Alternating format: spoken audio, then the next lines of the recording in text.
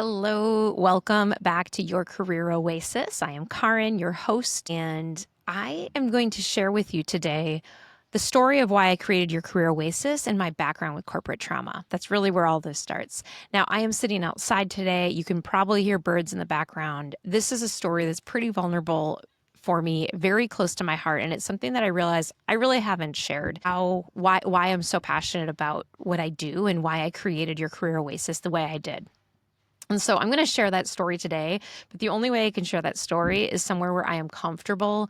I can't do it sitting at a desk. I can't do it in a studio. I need to be somewhere where I feel really good and comfortable and calm. And that is outside of my backyard. So here we are, a little not untraditional, and I love it because who cares about traditional, right? So I want to start actually with who I was before I experienced everything that really brought me down. I used to be, and I shouldn't say used to be, I am a rock star. I was that employee who you could assign whatever to. I always figured out how to do it. I would get it done and I would get it done well. I would get it done on time. I have really super smart, super sharp, and I took on failing programs and completely revitalized them to thriving programs. And this is one of my pieces of brilliance. It's something I'm really good at. I understand why now, but at the time I just knew that I was really good. I also was conditioned to work very, very hard. That is a different topic for a different episode, but we say like, oh, I was taught the value of hard work. Really, I was conditioned into hard work. So that all combines into me being really good at what I do and just being a total rock star at work. So when I took a role at a larger organization, a nationwide organization, I was super excited about this. It was right in line with my career path, and I could see all the ways that it was going to be really good for my career path and was really the next step for me to get to where I wanted to go. So I took this role, and after a year, the higher level position opened, and so I applied for it and went through the competitive application process, got the role, and I became a director at an organization. Here's the thing, I'm not going to dive into everything that happened, right? That's not what this is really about. What I want to share are just a few pieces of this experience. From the outside, this was a really good opportunity for me. It was the type of role that I had a lot of visibility. I also had a lot of responsibility. It was the next step up if I wanted to get to where I was headed. At the time, I needed this type of role under my belt and this type of experience. I felt very ready for this experience. When I got the opportunity, I was like, yeah, this is perfect. This is absolutely perfect. And I couldn't imagine things not going well. On the inside, I actually, over the course of 4 years, I was bullied, I was scapegoated, I was gaslit, I was emotionally manipulated. And that over time, I just kept thinking like, oh, if I just tried harder, if I just worked harder. Again, it goes back to that being conditioned into hard work. And I thought about quitting, but I really felt like I could make it work. And that goes into one of my biggest learnings in this situation. Now, I'll share that at the end, but I want to say that I believe in radical accountability. So throughout this situation, I am taking so much accountability for so many things. And I'm being told things are my responsibility. And I'm like, okay, then I have to take responsibility. And I'm being told that I am acting a certain way or I'm receiving certain feedback. I'm like, okay, I have to follow that feedback. I have to figure this out. What that did is it really undermined my trust in myself. So when you're in it, and if you're out here there listening, when you're in it, it's really hard to pinpoint exactly what it is that's going on. And this was very much a situation where there was something going on, but I couldn't quite put my finger on it. And so when you can't quite put your finger on it, that makes it really hard to justify to anyone else or yourself that it's happening, right? There's like, well, give me a specific example. And it's like, I don't know. And so if you've ever been in an emotionally abusive relationship, romantic or otherwise, you know what I mean. You know that it's like, you can't always give specific examples. And then when you do try to explain an example, it doesn't seem like that big of a deal. So I'm going to share a few examples though of specific things that I should have listened to and known that this was not a good situation for me, that this was eroding me, it was eating me away, and that I should leave. Actually, it starts at day 2 on the job before I, applied for the higher level role. On day 2, I started like a work journal, and I started making affirmations saying, I am a great fit for this job, and this job is a great fit for me. If you need affirmations like that on your second day on the job, it's you're telling yourself something that maybe it's not right for you. On day 3, by the way, I cried. And it's not because somebody made me cry, just so we're clear.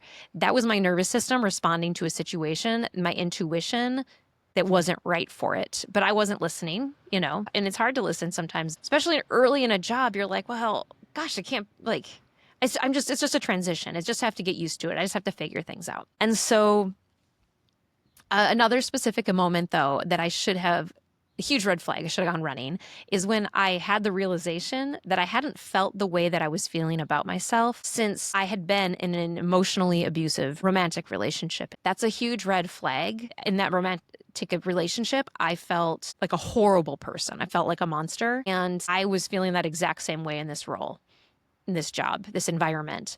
That's a huge sign that I should not have been there, but I didn't listen to that red flag. Another specific instance, this is later in my time there, I had this conversation with my manager. I was receiving some feedback that I had received many times, and I didn't understand this feedback, and I wasn't being given specific examples, so it was really hard. And I finally said to my manager that said something along the lines of, I'm not saying I'm being gaslit, but I feel the way that someone feels when they're being gaslit. Like, talk about mental gymnastics, right? Like semantics. I'm not saying I'm being gaslit. It's just I feel like one would feel if they were being gaslit. Come on, that's pretty ridiculous. But this is what I told my manager, because I didn't feel like I could make accusations. Besides, gaslighting is really hard to, if you've been in it, you know, how do you prove it, right? And so these are some signs, though, that I should have gotten out of there, okay? The breaking point was my manager was transitioning out, and I had a time pop up on my calendar for a meeting with my manager and the chief of staff, which was not abnormal. We met often. And so I just was like, okay. And I just figured we were talking about transition planning or something. So I get a phone call from my manager, and he says, oh, well, just FYI, in that meeting, we're going to go through the PIP process, the performance improvement plan process. And I was like, oh, for so-and-so? I thought it was going to be for someone else. And they said, no. And he said, no, for you. And I was like, for me. So I was shocked. I did not, there'd been a lot of challenge, by the way. I'm just trying to not dive it too deep into the details. Myself and another staff member were on coaching plans, but I was fulfilling everything I was supposed to be doing. And I was working really hard because, again, I just kept thinking, if I just work harder, everything will get better. And so I received this PIP, and it felt so invalidating. I said, that's it. And that is the moment that I am most proud of my entire career, probably, is the moment that I stood up for myself and I refused to sign it. I said no. And in fact, after the weekend, I showed back up for my meeting with HR about this topic, and I said, I'm not signing this. And in fact, here is digital and printed documentation, an entire folder of documentation. I went through the PIP line by line. I addressed every single point in it. I took accountability for points I could take accountability for, and then things that were wrong or things that were inaccurate, I added all the documentation. Man, y'all, I had my receipts, let me tell you, and I didn't sign it. And what was wild is that they came back and they tried to negotiate me to stay for 8 weeks. And I said, no way. I was like, so you're trying to force me out the door, because that's what the PIP was, very political. If you get a PIP, if it's political, and it was. So I was like, you're trying to force me out, but you want me to stay longer? Like, that doesn't make sense. The thing is about this, though, is that was like rock bottom.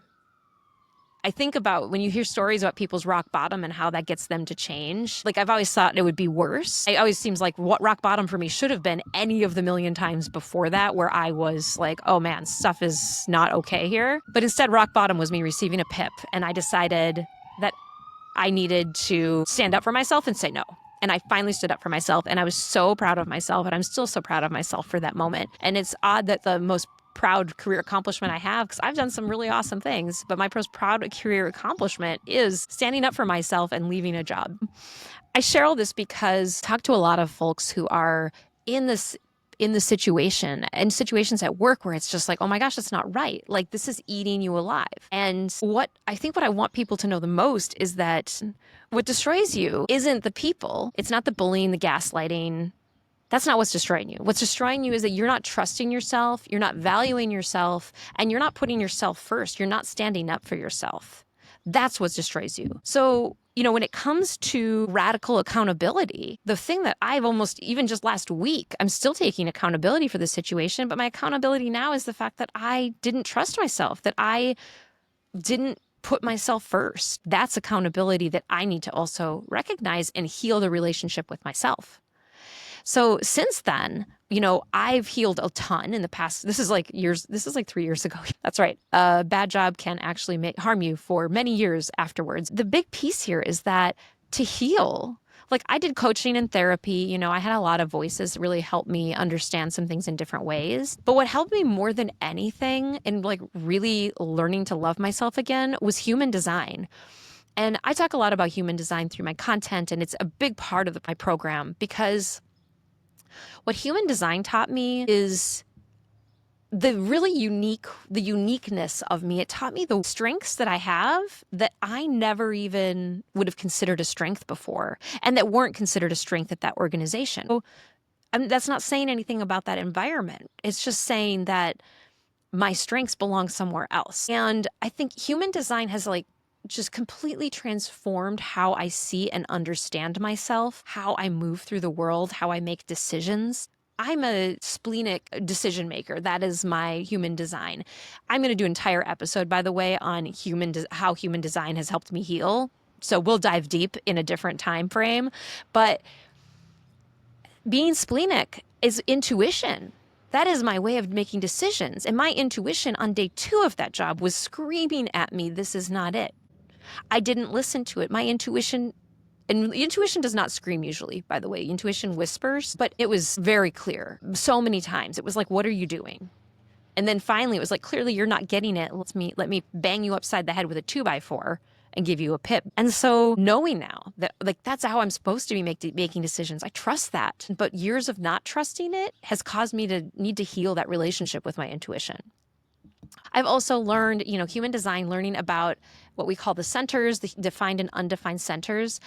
That is another area where I'm like, oh, I can see how I fell into maybe times of groupthink, or when I didn't speak up when I had really great ideas. Human design has helped me really heal from that situation. And the other piece that has helped me heal that's so important that I also include in my programs because it's critical is somatic and mind-body practices. Coaching and talk therapy, they're really good at helping us surface what's wrong. It helps us understand what's going on. Somatics help us heal what's going on.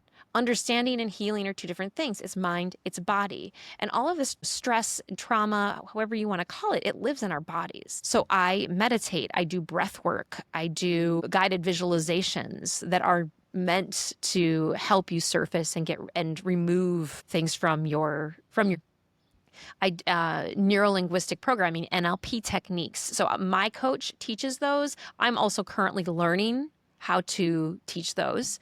And, EFT and tapping is one of my favorites. I love that because in the moment really helps you clear energy blockages. It helps you just get through things short term, and then long term, as you do it over time, you heal as well. And so these are all things I include in my program because when I left my job, I could not have sold myself for another job. I cannot understate how down on myself I was. I really thought I was the worst, that I couldn't do anything right, that I was a bad employee, that I didn't have what it took. I really felt that way about myself. And now I can see all of that was bullshit. That's not true at all. I am still the rock star that I was when I started. It's just I was in an environment that didn't value my strengths and that had some communication and behavioral issues happening. All of this is to say, if you are in that state, I want you to know that you don't have to stay there. If you can't quite put your finger on it, it doesn't matter. And guess what? I was really worried about quitting. If I quit, I was a failure. That was a story I was telling myself. I got to the point where I was like, who cares? There is no failure. You learn, you move on, you do something different. There's no failure. But what's not worth it is putting yourself through a situation that is harming you. And here's the thing. If somebody has a story about you, if they've decided something about you, you're not going to be able to change it. No matter how hard you work, it's not going to change. The only thing that's going to change is how you feel about yourself. It's going to destroy your confidence. It's going to destroy your trust with yourself, and it's going to destroy you. And then you have to take the 3 years that I've taken to heal from a job. Like, it's so silly. This is why I started Your Career Oasis, because I wanted to combine all of these pieces into one place. For folks who are feeling that at work, who are feeling, it's not just at work, it's also in personal relationships, but who are feeling really downtrodden, who feel like you just can't do anything right, that you work so hard and things keep going wrong. It's time that you know more about yourself. It's time you understand your human design. It is time that you bring in somatic and mind-body practices to help you heal so that you can see that you are worth more than a bad work environment, that you are worth more than a job that isn't fulfilling, that is sucking your soul, that is eating you alive. You deserve more. You are worth more. And that is what we focus on in Your Career Oasis. There is a self-paced digital course.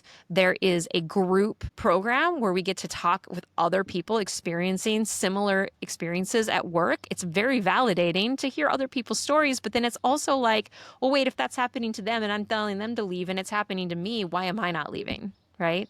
And then we also have individual personalized support. You want a personalized human design reading? You want to know exactly what your design says about you? That's what I'm here for. You want one-on-one support to talk through your situation, to strategize maybe about what you should be doing, what you could change in your situation, what you need to take radical accountability for, and what is not yours to take accountability for? We do all of that. I wanted to create the space for other people who were going through what I went through to get the support they need, because I didn't have that support. And I can tell you right now that that level of support would have been a total game changer for me. I would have either been able to make some changes early on that would have affected everything else, or I would have gotten out of there before it broke me to the point that it took 3 years to heal. If this resonates for you, drop me a DM, leave a comment. Also, like and subscribe to the YouTube or the podcast. You're going to hear a lot more of this from me, and coming soon is exactly how human design, all the ways that it has helped me learn to love myself again. Talk soon.